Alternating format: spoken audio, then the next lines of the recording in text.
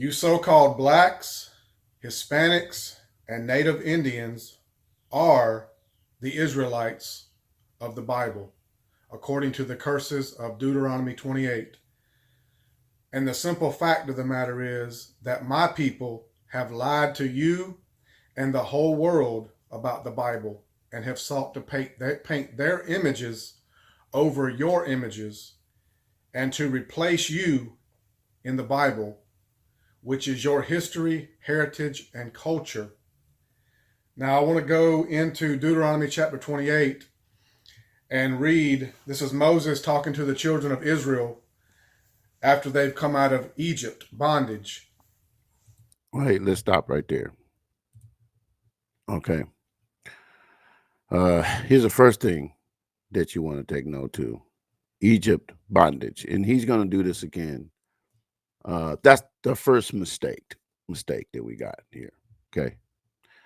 It's trying to make Egypt into bondage. The word Egypt in Deuteronomy 28:68, which he will eventually get to, means physical Egypt. I just want to point that out right off the rip. Let's get back. This is Moses talking to the children of Israel. Deuteronomy chapter 28, verse 1. And it shall come to pass, if thou shalt hearken diligently unto the voice of the Lord thy God, to observe and to do all his commandments, which I command thee this day, that the Lord thy God will set thee on high above all nations of the earth. Here he is talking to the Israelites. The second verse, he begins to go into the blessings that would be put on the Israelites if they would keep the commandments. That says that they'd be blessed in the city, blessed in the field, and basically blessed in everything that they would undertake to do. They would lend to other nations, but not borrow, things of that nature. But in verse 15, I got to stop. Okay, so here's the problem that I have with this right here. He seems to be uncomfortable with talking about the blessings that will come to them if they obeyed the laws, and jumps quickly out of them. He's done. Verse 2, he's ready to jump down to the curses. So that would be a question for me. Why are these people who support this Hebrew Israelite doctrine, this false doctrine, are so quick to jump to the curses and not the blessings? I don't understand it, but let's listen to what else he has to say. Deuteronomy chapter 28, it says, but it shall come to pass, if thou wilt not hearken unto the voice of the Lord thy God, to observe and to do all his commandments and his statutes, which I command thee this day, that all these curses shall come upon thee and overtake thee. Okay, so I want to stop right there, and I want to point this out because I haven't heard anyone else talk about this right here. Verse 15. You notice he just said all of these curses. All these curses. Not some of them, not half of them, all these curses. And I've also heard people say that we fit all these curses. We fit all these curses. That's a very important point, because when you get to go line upon line like they like to do and go through the curses, we do not fit all of these curses. But let's let him continue. Now I want to go to Deuteronomy chapter 28, verse 68, and read one of those curses that all Israelites, so-called blacks, Hispanics, and Native Indians, should immediately be able to identify with. No, I want to stop. Now, see, he said all these curses, but then immediately jumped down. See, this is my problem with Hebrew Israelite theology. You like to pick. And this guy obviously is not white. I mean, not black. He's white. I don't know. He's supposed to be an Edomite unless his dad was black, according to them. But here he is teaching this Hebrew Israelite doctrine. He skips all the curses and wants to go immediately to Deuteronomy 28:68, the 68th verse. And we're going to hear what he has to say about it. But before we do, I want to talk a little bit about that. So as you can see right here in verse 27, it says, the Lord will strike you with the boils of Egypt. It tells you where the boils are going to come from, one of the curses, and with tumors and scabs in the itch of which you cannot be healed. Notice it says Egypt here, a physical place, not the boils of bondage. You see what I'm getting at? You can't take something that's meant to be actual and call it figurative whenever you want to and wherever you want to. Also, if we go down to verse 36, it says, the Lord will bring you and your king, whom you set over you, to a nation that neither you nor our fathers have known, and there you shall serve other gods of wood and stone. Who is the king? As my brother so eloquently put it, Elder Mike Holloway and his guys, Dez and his guys. Who was the king? Because there was a king that went into bondage with them. Let's go down. Verse 53. And you shall eat the fruit of your womb, the flesh of your sons and daughters, whom the Lord your God has given you in the siege and in the distress with which your enemy shall distress you. Two things. Where was the cannibalism during the transatlantic slave trade? I've never heard of that historically. And siege is that's a war term. When did the siege happen? Again, I don't know what are we doing here. Okay. And then we're going to let him talk a little bit more, because then we get back to where he wants to go, which is verse 68. So let's let him continue to unroll this a little bit. Proving that you are the Israelites of the Bible. This is Deuteronomy chapter 28, verse 68. And the Lord shall bring thee into Egypt again with ships, by the way whereof I spake unto thee. Thou shalt see it no more. The it is referring to your homeland, Israel, Jerusalem. And there ye shall be sold unto your enemies. So wherever you got off of those ships, who you were sold to, those are your enemies, according to God. For bond men and bond women, and no man shall buy you. That word buy means to redeem. You're a liar, sir. You're a liar. That word does not mean redeem. And I'm going to show you right now.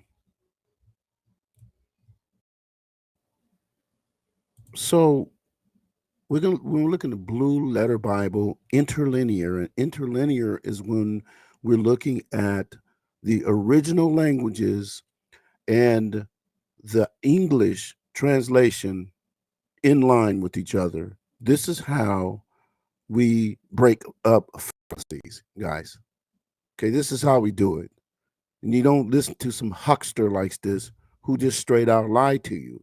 So here's what the words say in the interlinear.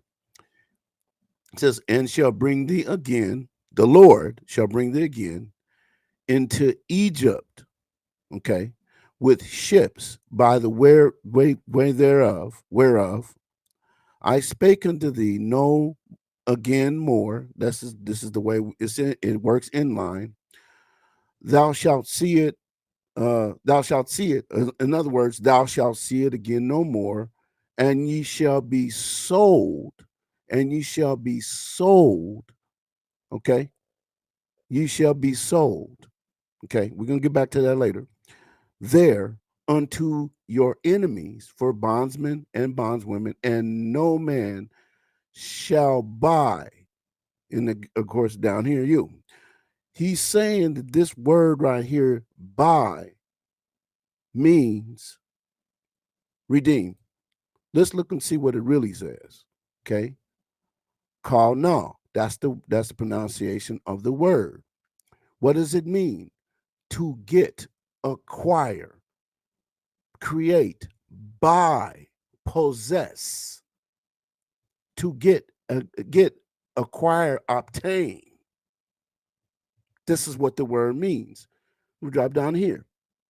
Canal, primitive root, to erect, create, by extension, to procure, especially to purchase, by implication, to own, attain, even applied to cattle, teach to keep cattle. You understand what I'm saying? Here's the Strong's number for it, H7069. It's a verb that means to get, to acquire. This is what it means, not what he's talking about.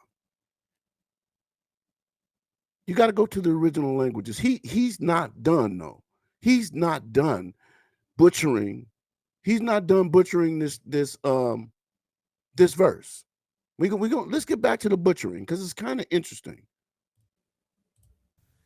And many have came and tried to redeem the Israelites. Marcus Garvey tried and failed. Malcolm X tried Not and what it means, failed. sir. Martin Luther We just King proved that. Jr. tried and failed. Now, as far as it says, and the Lord shall bring thee into Egypt again with ships. The word Egypt is a word that means bondage, house of bondage. What? It is a Greek word. A Greek word. The Wait. Bible, A Greek word. A Greek word. Bruh. The Old Testament was not written in Greek. It was written in Hebrew, sir. You're a liar. Again. explains and proves itself. And I'm going to go to Exodus. No. I'm not going to let you get away with that. I'm not going to let you get away with that, sir. This is called Hebrew hopscotch. When you can't prove what the word means in the text, in the context, you want to jump all over the place. I'm not going to let you do it. Let's go back to the interlinear and the original language, which is Hebrew. So here we go. Here's the word Egypt, into Egypt. Egypt here is Mizraim in the text. This is the word he's claiming means bondage. Let's click on the Strongs and see what it means. Mizraim. The King's KJV translates Strong's H4714 in the following manner: Egypt 586 times, Egyptian 90 times, Mizraim 4 times, Egyptians with H1121 1 time. What does it mean? What is the usage? Egypt, land of the Copts. A, a country in the northeastern section of Africa, adjacent to Palestine, and through which the Nile flows. A place, a real place. Look at this. It means Egypt, guys. Plain and simple. This dude's lies just don't stop. But he not done, though. He not done lying. Let's tune in. To prove that Egypt, that y'all being brought back into Egypt again with ships, you're gonna lie. It's not referring to you going back into the land of Egypt literally again, and but it's referring to you going into slavery again. You're lying. This is Exodus chapter 20, verse 21. I am the Lord thy God, which have brought thee out of the land of Egypt, out of the house of bondage. What is another word for bondage? Slavery. No, bro. No. Bro, it don't work that way, bro. It don't work that way. This is not proper biblical exegesis. So the reason that the Israelites went into slavery is because they chose not to keep the covenant that God made with them and them only. So I hope that you found this video. We found this video disgusting because you're a liar, sir.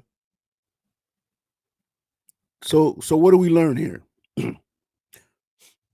First, we learn that the interpretation of Deuteronomy 28:68 is a lie, period.